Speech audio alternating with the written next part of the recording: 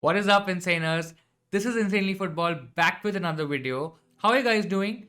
Today we're going to cover some Limitless and Wildcard drafts for Matchday 3. Whether to use your Limitless or Wildcard chip, we look at both chips and talk about which one is better to use in what situation. Guys, like the Matchday 2 video, this is going to be a super important video as we'll help you get the best possible end to the group stages of the Euro 2020 Fantasy Tournament. We've already done a few videos on the rules and the best players to target from groups A and F.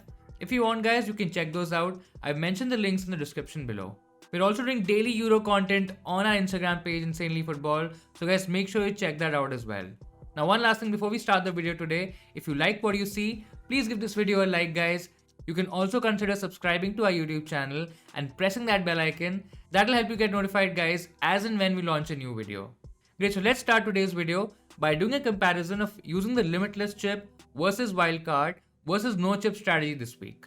A lot of us have already used the Limitless chip in Matchday 2, so for people like us, the decision is whether to play the Wildcard this week or keep it for the knockout stages, majorly the quarterfinals. I think it totally depends on the team guys. If you had gone for some players from teams like Belgium, Italy, Netherlands, then there are chances that those players don't get to play in Matchday 3 as these teams have already qualified. Now in that case, you might need to make a few more transfers to sort out your team, and playing the wildcard chip makes a lot more sense. Guys, it also depends on how safe or risky you want to play this game. Going for a wildcard in Matchday 3, that'll help you get players from the likes of Ukraine, Croatia and Germany who all have something to play for, and targeting such players that could help you gain more than the other managers around the world. Teams who are yet to qualify will have extra motivation, comparatively less rotation, and they might even have some great differential options to go for. Guys, the last thing to consider here is your plan for the knockout stages. Now in case you're ready to put in a few teams who are expected to go a bit deeper in the tournament and not deviate too much, then Wildcard and Matchday 3 can be super powerful guys. It's way more difficult to crack as well, as you will have to play the rotation, but it just might be worth it. Realistically speaking guys, you can get up to 70 to 80 points easily, or you can tank it really bad and only get about 20 to 30 points. Guys, I feel if you can manage a pretty good team with a couple of transfers, then save the wildcard for later stages, especially if you are a safe and a consistent player. You don't like to take massive risks and take your chances with the heavy player rotation in Matchday 3. The other case is for those players who didn't play their wildcard or Limitless chip in Matchday 2 and have both chips available. Now this is a pretty interesting one guys. If you are in this situation, I definitely feel playing the Limitless chip in Matchday 3 makes more sense. The advantage of going for a team which is very round specific is again very risky because of the rotation, but you can make unlimited transfers in the next round guys, which is the round of 16. I feel overall in this case, you won't be stuck with your Matchday 2 team, which is a lot better than playing this chip in quarters for example, and then reverting back to your round of 16 team once the quarterfinals are finished.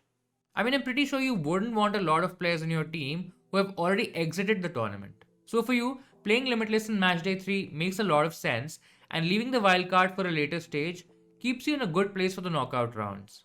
So guys, the choice is pretty simple. If you have already played Limitless in Matchday 2 and are playing safe, then definitely hold the wildcard for the knockout rounds. In case you're okay taking that additional risk, having a higher possibility of failure as well, take that into account guys, then you can take a chance and go for the wildcard. Also, in case you have both chips available, then definitely go for the Limitless chip in Matchday 3 and save your wildcard for later guys. With that, let's look at the Limitless draft first guys. Post that, we'll see what we can do with a limited budget on a wildcard.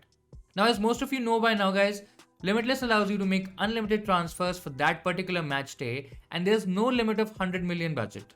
You can choose whichever player you want guys without really keeping a check on his price. Obviously, you can only select 3 players from each team, but that should be okay.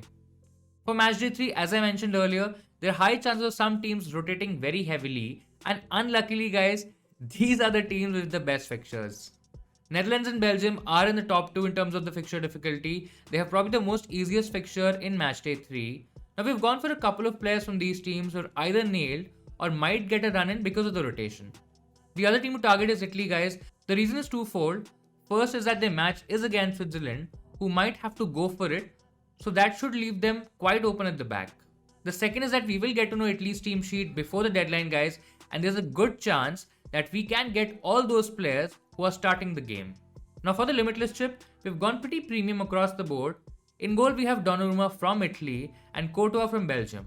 Both are pretty good defenses guys, having really nice fixtures. I personally don't think there'll be a lot of rotation in terms of keepers, but in case Italy go with Alex Meret, who's a second keeper, we can have him in our team as well. The spot looks pretty nailed. The other option guys instead of Courtois could be Pickford from England, who's a clear number 1 for the team, and England played Czech Republic, so chances of a clean sheet are right up there. One more option could be Kasper Schmeichel of Denmark guys, who's facing Russia. Russian attack is okay to be honest, but apart from their recent challenges, Denmark guys do have a solid defense. Now in terms of our defenders, we've gone for a few usual suspects. Dumfries looks like an absolute must-have if we have some information that he's gonna start for sure. I mean, it's complete madness. He's already scored 2 goals and kept a clean sheet in 2 games. For me, he's already a fantasy legend guys. Now there's a slight chance that he might get rested guys, and someone like a Veltman could start instead, so the rotation risk is there, but surely someone to keep a close eye on. An alternative to this could be a cheaper option in Windle, who hasn't started the last 2 games, and he could finally get that nod in this game guys. I know we've been waiting for that haul, so let's get that. The other 2 options in our 11 right now are Munier and John Stones. I think both look quite nailed in their defensive positions. The injury to Castagna means that there are high chances that Munier gets the nod. In case you want, you can also go for the Italian defender in place of Stones for example. Now guys, the Italy lineup will be out, and if Spinazzola starts, then he becomes a brilliant option to go for. In terms of some other Italy options guys, there is Bonucci, there is Acerbi as well, who came in for Chiellini in Italy's last game. Then you also have Bastoni, who might get a game. Now guys, based on the lineup, I would say going for one defender from Italy is a pretty good option. Now one of our substitute defenders is Jordi Alba from Spain. He's a very attacking defender for the Spanish team guys. There's again some risk in terms of rotation, but I think Jordi Alba will play. Spain still needs a result against Slovakia guys, and the game will require senior players to step up, so I'm hoping Jordi Alba starts this one. He's definitely a good option to have in your team for the final day of Matchday 3. Guys, the final defender is the Germany fullback Gosens. Now he's another superb attacking fullback guys, who's playing against the Hungary team. Germany badly needs a result from this game guys, and this is definitely a team and a fixture to target, irrespective of whatever chip you're playing. Now in terms of midfield guys, we've gone ahead with some really good differential picks, starting with KDB from Belgium. Now Belgium's coach Martinez suggested that he and Eden Hazard should start the game against Finland, but they might not last for 90 minutes. Honestly guys, that is still better than both starting from the bench. Now KDB looks like a must-have if you are on your Limitless chip. In my opinion, he had a great game against Denmark, definitely man of the match in that one. Guys, a great way to differentiate would be to go for a double up on KDB and Eden Hazard. I know it's a bit risky considering both players might get limited minutes, and Hazard's past form has been a bit rocky. In case if you want to play a bit safer, then going only with KDB is still absolutely fine. Another player or spot that should be locked is an Italian midfielder guys. It's quite easy to nail this one on a Limitless chip. I mean, you look at the lineups, and if Chiesa starts instead of Berardi, you can pick him in your team. Of course, you can still go for Insigne, especially if he starts and the budget is unlimited. Now, rest of the midfield picks are quite dynamic, and you can really become creative here. I personally have picked up a German midfielder, Serge Gnabry. He's literally playing like a forward in games, guys, and he has electric pace. Another advantage with him is that he's a nailed starter in the team against Hungary. To top it off, he falls into the premium differential category guys, something not a lot of regular managers would go for. In terms of other players, we've gone for Perisic, who scored against Czech Republic, and now he's facing Scotland in Matchday 3. Guys, this can easily become Wijnaldum as well against North Macedonia. Again, there's a risk of rotation with Wijnaldum, but I feel being the club captain and playing that advanced role, he would start against North Macedonia. We've seen in the past 2 games that Macedonia has a leaky defense, and Netherlands could actually score a few goals in this one.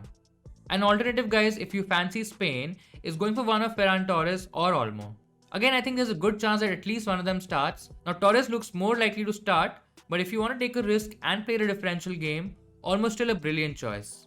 Our final midfielder is Yarmolenko from Ukraine guys, who's facing Austria. Now both teams have a lot to play for, and I think this is definitely one fixture you would want to target. Yarmolenko has been excellent so far in this tournament guys, scoring 18 points from 2 games. His goal threat is also quite high, and he looks like the better pick as compared to Malinowski if you are on your Limitless chip. In terms of attack, we've avoided the likes of Lukaku, Immobile and Harry Kane, as there's a good chance that these players might get rotated. Now Memphis Depay has a higher chance of starting if you compare him with the other players, and the matchup against North Macedonia guys, it looks really appealing. Now in case you don't want to go for him, you can also look at the likes of Isaac or Mbolo from Switzerland. They're definitely not premium picks by any stretch of the imagination, but both have something to play for and the fixtures for them look pretty good, at least on paper. The other two options are Belotti from Italy and Müller from Germany. With regards to Italy, as we're doing with their other players, check their lineup guys. If Belotti starts ahead of Immobile, then play him. Otherwise, you have a really good striking option in Immobile. Müller is another interesting option. I have recorded this video ahead of Germany's game against Portugal. Now if Germany loses that one guys, there are quite high chances that they crash out of the tournament. But in case they're still in it, Müller against Hungary in support of Gnabry looks very enticing. I doubt Werner will start the game, and going for Müller also gives you that creative threat. Plus he's a differential guys, and we all love differentials in the fantasy game. Now in general I have majorly avoided players from England, but in case if you're confident about Harry Kane starting, you can go for him. To be honest, it's a lot more riskier to predict their midfield and fullbacks, and I'd probably avoid them altogether. In one of the other games, France is playing Portugal, they're playing each other, and this could be another close game, so I would personally avoid players from both teams. So this was a limitless draft guys. Now let's look at the wildcard draft and what sacrifices we need to make when we have a 100 million budget cap. Now straight away if you see, there are some major downgrades in terms of our defense. Rather than too expensive keepers guys, you can go for a bit of a value in Sommers and Bushchan and invest the additional money elsewhere. I honestly feel there's never a huge upside with keepers and rather go for some upgrades in midfield or attack. Now guys, 3 out of 5 of our defenders are valued at 4.5 million in this draft. Joaquim Neal, Pau Torres and Bastoni, they all look pretty nailed on for this week. Though Bastoni really depends on Italy's lineup against Switzerland. If Spinazzola starts, then he's definitely the one to go for, but I feel an Italian defender spot looks pretty nailed in this team. In terms of our other defensive options guys, we've retained Munier and Gozens as sort of mid to premium range defenders who also have a good chance of getting good hauls this week. In terms of our midfield, not too many changes there. Shaqiri is one notable change guys, who comes in for the Switzerland game against Turkey. It looks quite okay to be fair. Now Turkey have looked very bad, they've looked pretty ordinary in the tournament, and Switzerland are playing for a place in the next round, so their motivation is going to be quite high guys. Now coming to Shaqiri, he had a decent game against Wales and he could do really well this week as well. If you look at the rest of the midfield guys, it's quite similar to the limitless draft. You can still go for some variations with players from Spain, or maybe even switch Perisic to Yarmolenko, or even a downgrade to Malinowski if you want. Now this specific move would probably help you upgrade an existing defender or even a striker. For our forwards guys, we have Belotti from Italy and Müller from Germany, and that's similar to our limitless chip. Now when it comes to the wildcard, with the current set of defense and midfield, I think it's very difficult to afford Memphis Depay, so you can differentiate and you can go for the Ukraine forward, Yaremchuk. Now there might be some rotation among the Spanish forwards as well, and if that is the case, then Gerard Moreno guys could be a pretty high value differential in your team. I think he deserves a chance, especially after how Morata has missed some really good opportunities and has lacked finishing. So this was a wildcard draft guys. There's a great chance to catch up on some differential points, but at the end of the day, this strategy is quite risky guys. Let me know in the comments below if you're using any chips this week, whether it's limitless or wildcard, and what players are you targeting. So that will be all from my side guys. I hope you liked today's video. Give it a thumbs up if you found it useful. If you enjoyed all this time guys, you can also subscribe to our YouTube channel as well. We do a lot of fun stuff here, plus you'll be up to speed with all our upcoming videos. Another very important thing guys, make sure to take in all the information possible regarding predicted lineups, manager and player press conferences, or any other leaks available. We'll keep you guys posted on our Instagram handle regarding all possible updates, so keep checking that. In any case, do let us know if you have any questions regarding the same. Our next video should be out on Sunday guys, regarding our team selection and the best captain options for all days of Matchday 3. We'll also be doing a deadline stream an hour before the Matchday 3 deadline, so you can join us for that as well. It's generally a lot of fun. Keep tinkering with your teams till then guys, and I'll see you in Saners next time.